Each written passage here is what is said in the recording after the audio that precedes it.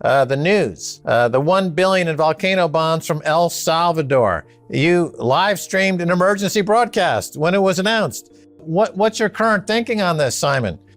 So when the president of El Salvador thanked Max Keiser for the inspiration behind the Bitcoin bond, and he unveiled his vision for Bitcoin City, I thought this is the accumulation of a decade of Bitcoin structuring, coming to its real, almost Bretton Woods style moment, but for Bitcoin for the internet.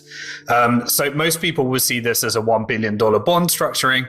But, Max, when we see this, we see somebody trying to do a significantly superior product that could potentially outperform any bond.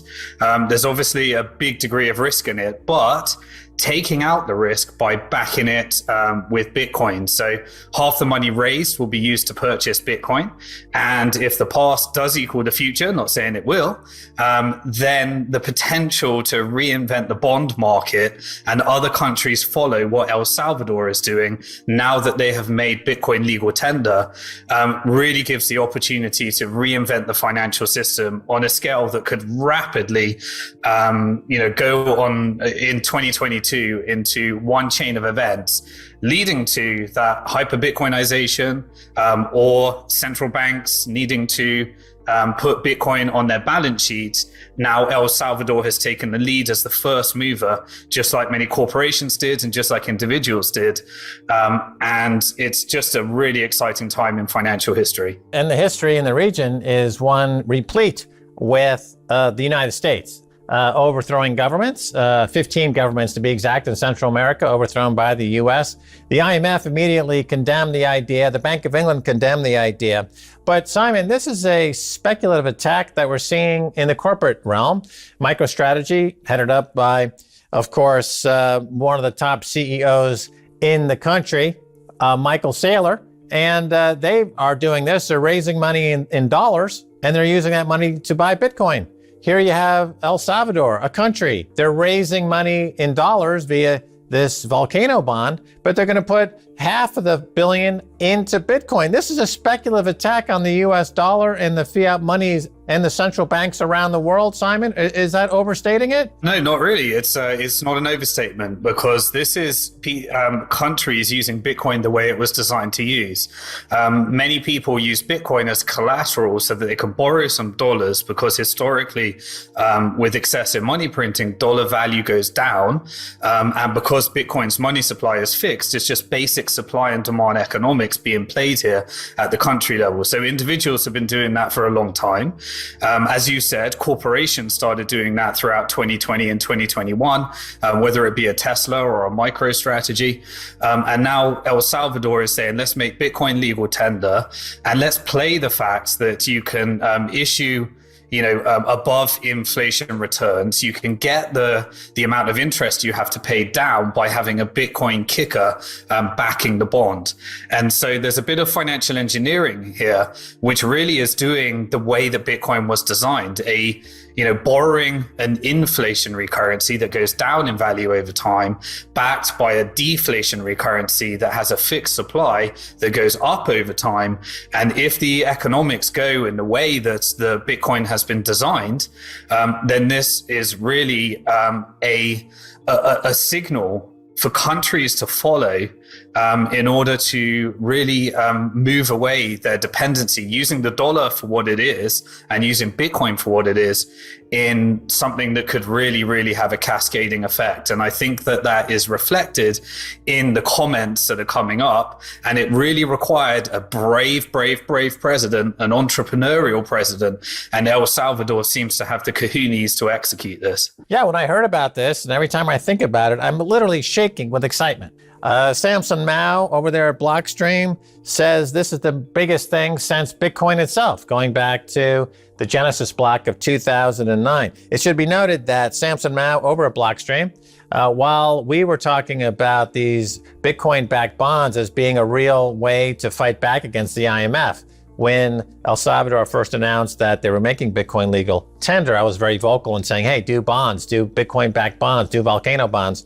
Samson and Blockstream were actually in conversation with El Salvador government and architecting this very thing. What we heard on a call recently, Simon, is they went essentially with the Samson Mao plan, which is a bond that'll be half invested in Bitcoin, half in infrastructure. It pays a 6.5% coupon, which is, as you point out, above the inflation rate. And that infrastructure spend is going to go in part to a new city in El Salvador called Bitcoin City to the east.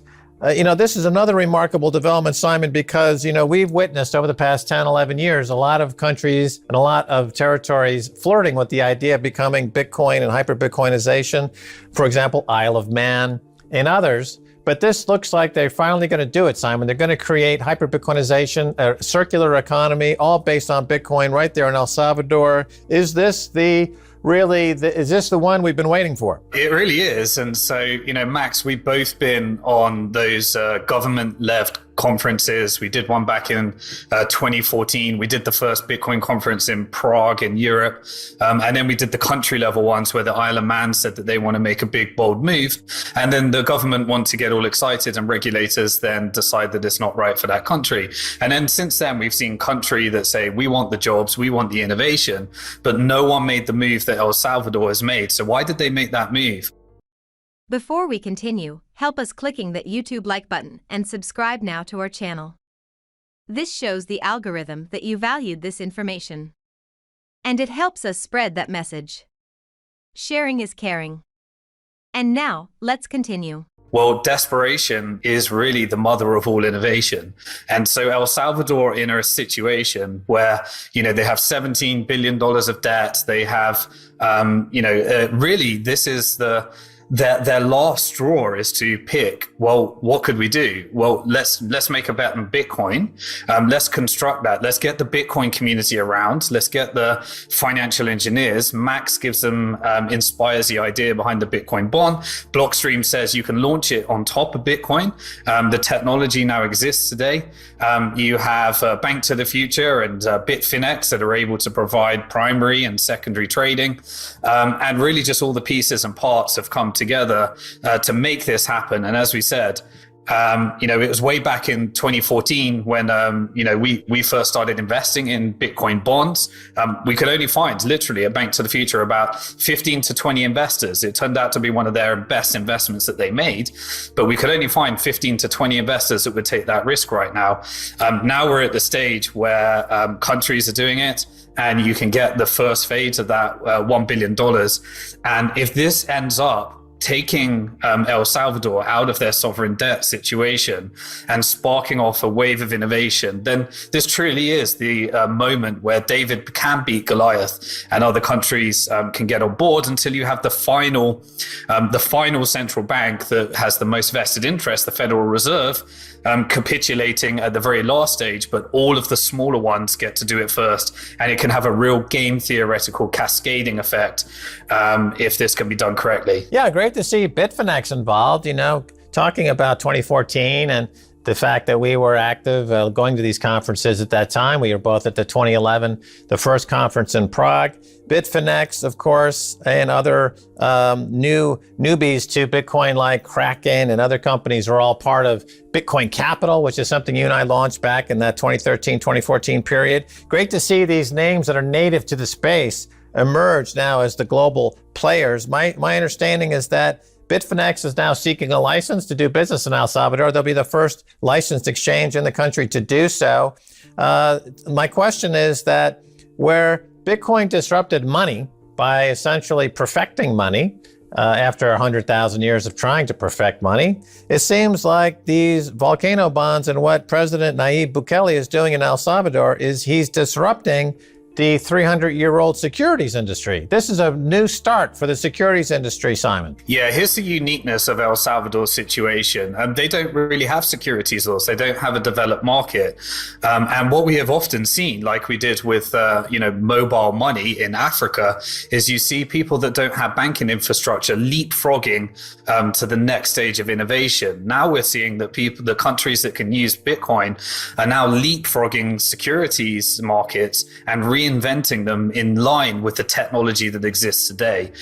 So now that we have the innovation of securities being able to be launched on top of Bitcoin, securities laws can not be based upon, what is the impact. So if you do it in the United States, for example, you have 1933 laws that were developed after a speculative bubble after the Great Depression, that had a few changes and a few iterations over time, and the largest financial market and the most liquid financial market.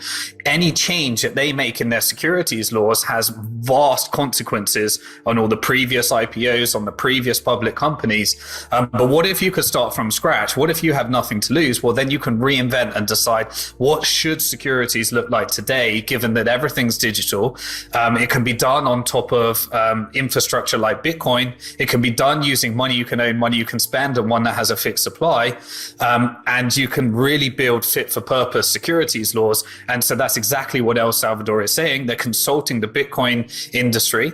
At Bank to the Future, we'll make sure that we are, involved in applying for such a license, because it really is the reinvention of securities laws, which is another ginormous market on top of money. So you've got the reinvention of money, you've got the reinvention of the debt capital markets, you've got the reinvention of the equity capital markets, and custom built securities for the new age, for the young person that gets Bitcoin, and then ushering in the digital era built upon Bitcoin. Do you want to know one thing about crypto?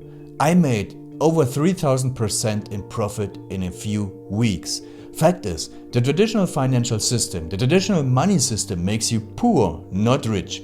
If you want to earn $500,000, $1 million, you have to wait until you're 50, 60, 70 in the traditional financial system, and you probably will still be broke. And you will be old. This is not a sexy combination, as you can imagine. But the question is, how can you start in crypto and make these profits? Where to invest? Where to start? My name is Gunnar and I'm from Germany, as you can hear, and things are a little bit different in Germany. More about that later on. Fact is, there are lots of different cryptocurrencies. It's a gigantic universe where beginners and professionals get easily lost. But there is light at the end of the tunnel. There are 7 key steps you need to follow to become successful in this market. You have to know them, and if you fail one of them, it's literally impossible to succeed in this market. Just an example, one of the key points is your exchange, and one of the biggest are, for example, Binance and Coinbase. These are trusted and well-established exchanges, but, and this is a big but, you won't find the super profitable coins on those exchanges. The unknown super profitable coins that get gigantic profits are not traded on those kind of exchanges. They are traded on much smaller insider platforms that are barely known. And I can tell you what those super secret exchanges are and why they are so profitable. And another super important thing are the right information sources. The point is, the internet is gigantic. There are hundreds and hundreds of YouTube channels, blogs, pages, and much more. And there are also market makers and influencers. For example, Elon Musk, he is not a crypto guy, but the moment he recommended Dogecoin, it went through the roof, to the moon, so to say. But why did he recommend it? Where did he hear it from? He didn't hear it from newspapers. And believe me, he is listening to someone. But you have to know who, and you have to react before he is reacting.